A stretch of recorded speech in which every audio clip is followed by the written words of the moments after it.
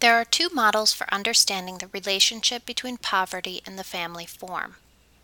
The first explanation is called the culture of poverty approach. This approach assumes that those that are poor have certain values. These values lead them into poverty. It is assumed that those that are poor don't value marriage, and that this has negative consequences on their offspring. This approach blames individuals and families and argues that they are poor because their values are deficient. People who share the culture of poverty viewpoint see that the family form is changing, marriage is decreasing, and associate this with bad values and ultimately identify this change as a social problem. Critics of the culture of poverty model argue that it is based on the view that white middle-class families are the norm against which other families are being compared. Critics say that this approach blames low-income and non-white families for greater challenges faced by their children. Also, it ignores the effects of social class and race that make it more difficult for some members of American society to be successful than others, as described in our previous module. We often view families as existing separate from the rest of society, a safe haven from the outside world. However, in sociology, we take into account how families actually connect to and support other parts of society. In contrast to the culture of poverty model, the social structural model assumes that family forms are shaped by the organization of society. This approach assumes that a lower marriage rate among poor individuals is the result of adaptive strategies used to respond to financial strain. It is argued that poor parents discourage their daughters from marrying an unemployed significant other to avoid, quote, another mouth to feed. Similarly, because males in our society are viewed as providers, poor men do not want to commit to a marriage until they are able to financially support a family. Those sharing the social structural viewpoint argue that certain family forms are not inherently worse than others. Instead, the higher rate of poverty among single-parent families and the lower life chances of children raised in poor families suggest that there is a mismatch between the needs of some families and current social policies. For those sharing the social structural viewpoint, it is not the family form that is the social problem, but instead the social policy that allows certain family forms to be at greater risk of poverty. The major difference between the two approaches is that the culture of poverty approach assumes that specific family forms lead to poverty. If we change those forms to the, quote, right ones, we can relieve poverty. The social structural approach assumes instead that poverty leads to specific family forms. The causal assumptions are demonstrated here. Both approaches believe that public policy is important to solving the respective problems they are concerned with. Public policy is government action directed at specific social goals. This includes laws, legislation, allocation of government resources, and program creation and funding. Policy outcomes based on culture of poverty focus on changing values and family forms. Examples include abstinence-only sex education initiatives and marriage promotion initiatives as part of welfare spending. The belief is that marriage should reduce poverty among single-parent families. These initiatives have been demonstrated to be largely ineffective. The social structural approach focuses on changing society to reduce challenges faced by different family forms. The belief is that new social policies should address the needs of families as they are currently organized.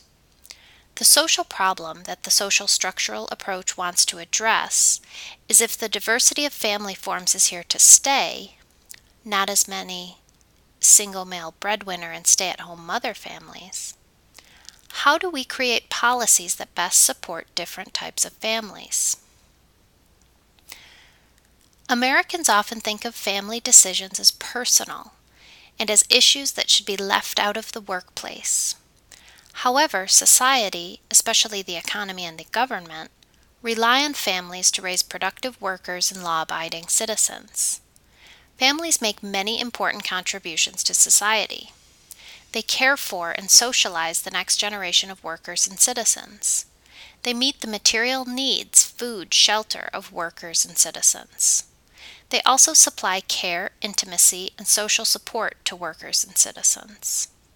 It is hard to imagine a successful society without families to serve these roles and functions.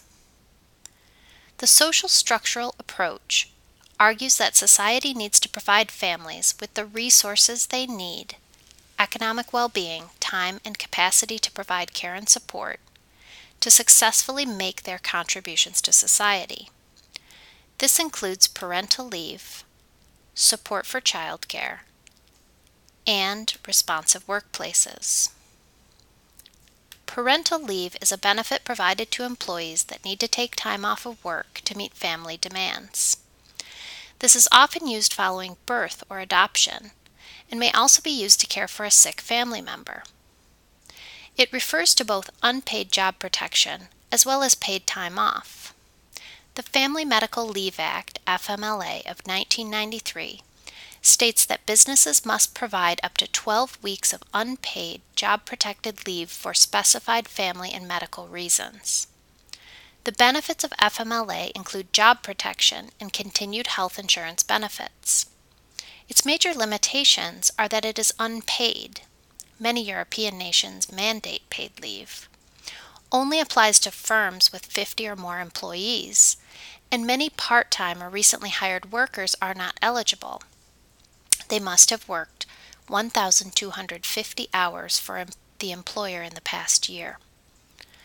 These restrictions make it so that low-wage workers, arguably the ones that need it most, tend to be excluded from FMLA.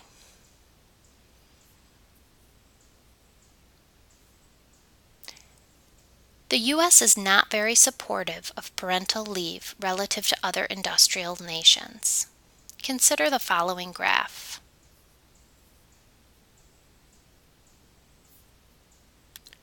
Public support for childcare is also minimal in the U.S., where childcare costs are relatively expensive. This is likely because in the U.S., though childcare is a necessity for most families, it tends to be viewed as a private matter rather than a public good. The U.S. has no statutory entitlement until ages 5 to 7, depending on the state. Meanwhile, other countries like France provide free daycare for all children older than 2.5. 90% of children attend free preschool in France. Responsive workplaces are those that are more flexible with their workers, allowing family needs to be adequately met. Examples include telecommuting, part-time jobs with benefits or job sharing, and flex time. Telecommuting allows workers to work from home, therefore making it easier to meet family needs. Part-time jobs or job sharing, when couples can share a full-time job, also allows flexibility to meet family needs. Finally, flex time is when businesses only require workers to be present a certain amount of time, which is chosen by the workers. This typically only occurs at professional office work jobs. Responsive workplaces help individuals balance the needs of family and work. They also benefit companies in the long run because they are more likely to attract and retain high-quality employees. Policies concerning the family are important. In the U.S., children are disproportionately represented among those living in poverty, and the risk has been increasing since the 1960s. Also, in the U.S., half of single-parent families are poor. Meanwhile, in Sweden, who has more support for parental leave, childcare, and responsive workplaces, only 2% of single-parent families are poor. The elderly in the United States are at a much lower risk of poverty compared to children due to the success of social programs such as Social Security and Medicare. Social Security appears to have successfully reduced poverty amongst the elderly in the U.S. The following figure shows that almost half of senior citizens would be poor without Social Security income. This demonstrates that social programs can effectively reduce poverty for specific groups such as children and single-parent families.